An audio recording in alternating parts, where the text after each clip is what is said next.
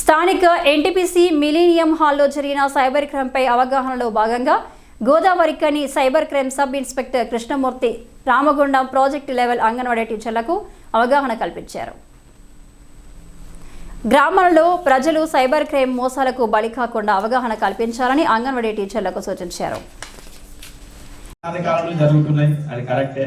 అనాది కాలంలో జరిగిన క్రైమ్స్ మనకు తెలుసు. క్రైమ్ అంటే ఏంటి? నేరం.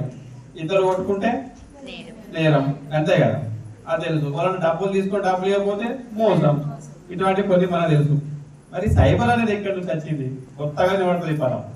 ఈ కాలంలో మీకు సైబర్ పదం వినబడదు, కానీ ఆ నేరాన్ని మనం చూస్తాం. మనం ఎట్లా తెలుసో తెలియకుండా చూస్తాం. జనరల్గా ఇప్పుడు మనకి ఏముంటాయి? ప్రతి మనిషి దగ్గర ఒక ఫోన్ నెంబర్ ఉంటుంది, ఒకటి ఉండొచ్చు, రెండు ఉండొచ్చు, ఒక అకౌంట్ నెంబర్ అయితే ఉంటుంది ఖచ్చితంగా. ఇది లేని వాళ్ళు ఉన్నారా? లేదు. ఇది చాలు మనకి సైబర్ క్రైమ్ చేసాం. ఈ రెండే వాడికి కావాల్సి, ఇవి రెండే.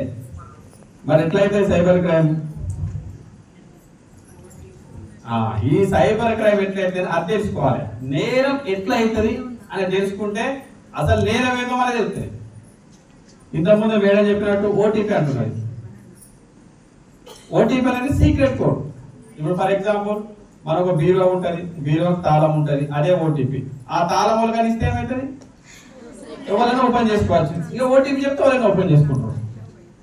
ఒకసారి ఓపెన్ అయితే ఏముంది? అందులో ఉన్న డబ్బులు మొత్తం వేసుకొని పోవాలి. ఇప్పుడు అదేమైతుంది? మనమే ఒక ఏటీఎం దగ్గరికి వెళ్తాం.